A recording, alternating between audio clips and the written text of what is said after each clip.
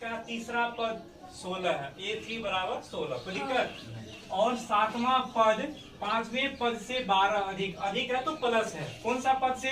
सातवां पद किस पद से? पांचवें पद से कितना अधिक है? 12। अब यहाँ पे देखो सवाल में क्या है, यहाँ पे इसका हम सॉल्यूशन करते हैं, ठीक।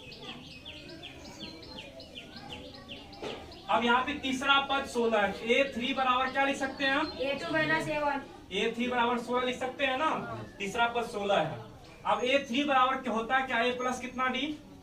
2D बराबर कितना? 16। समीकरण क्या मानेंगे इसको?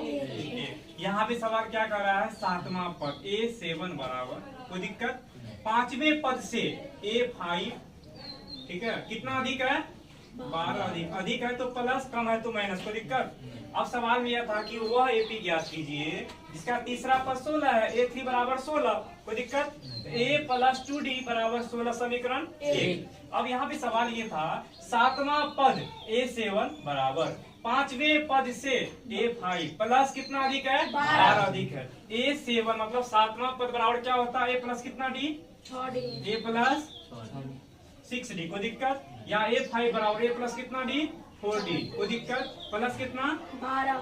ठीक है। अब देखिए यहाँ पे A का A है, प्लस का प्लस है, 6D का 6D है, यहाँ इधर आएगा माइनस बनेगा, इधर आएगा तो माइनस बनेगा, यहाँ पे क्या है? प्लस में है। अब ये माइनस में है, ये प्लस में, कैंसिल हो जाएगा।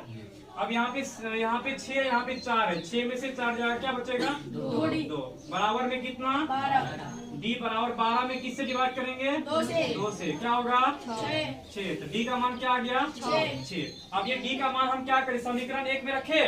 यहाँ पे लिखते हैं D का मान समीकरण 1 में रखने पर। समीकरण 1 क्या है बच्चों, बता तो यहाँ पे A प्लस 2D बराबर 16। ये समीकरण क्या है? 1 है। यहाँ पे किसका मान निकाले हैं? सार्वंतर D का मान निकाला है। A का A लिखेंगे, प्लस का प्लस, 2 का 2, D का मान क्या लिखेंगे? 6 बराबर में 16 है ना। A का A है, प्लस का प्लस है, 2 को 6 से गुना करेंगे, क्या होगा? 12। 16 का 16 हो गया। यहाँ पे A बराबर पहले से 16, ये प्लस क्या बनेगा? माइनस। A बराबर कितना? 4। हमको बोला था AP ज्ञात कीजिए, क्या ज्ञात कीजिए? A का मान तो आ गया। अब हम लिखते हैं A2 बराबर दूसरा पद A प्लस D। A का मान क्या निकला है? 4, और D का मान क्या निकला है?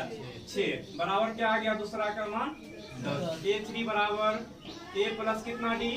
2D। A का मान यहाँ पे कितना है?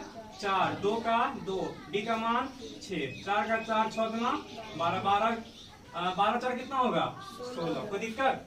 अब एक F रहने यहाँ पे, यहाँ लिखते हैं AP। पहला क्या आ गया? 4, दूसरा क्या आ गया? 10, तीसरा क्या आ गया? 16। यही हमें निकालना था, कोई दिक्कत। आगे भी निकाल सकते हैं, A4 भी निकाल सकते हैं, 5 भी निकाल सकते हैं। सवाल समझ में आया ना? वो AP ज्ञात कीजिए जिसका तीसरा पद 16 है, A3 बराबर 16, ठीक है। सातवां पद पांचवें पद से 12 अधिक है, A7 बराबर A5 प्लस 12। A7 यहाँ A प्लस 60, A प्लस कितना D? 40, 12 का 12। यहाँ पे सबका मान रखने के बाद किसका मान आ गया है? D का। और D का मान हम समीकरण 1 में पुट किया, रखे हैं इसको 1 में रखने के बाद क्या किसका मान आ गया? A का। जब A का मान पता हो, D का मान पता हो, तो AP निकाल सकते हैं ना। A बराबर 4, दूसरा पद बराबर A प्लस D, यहाँ पे मान रखने के बाद यहाँ AP में आ गया, कोई दिक्कत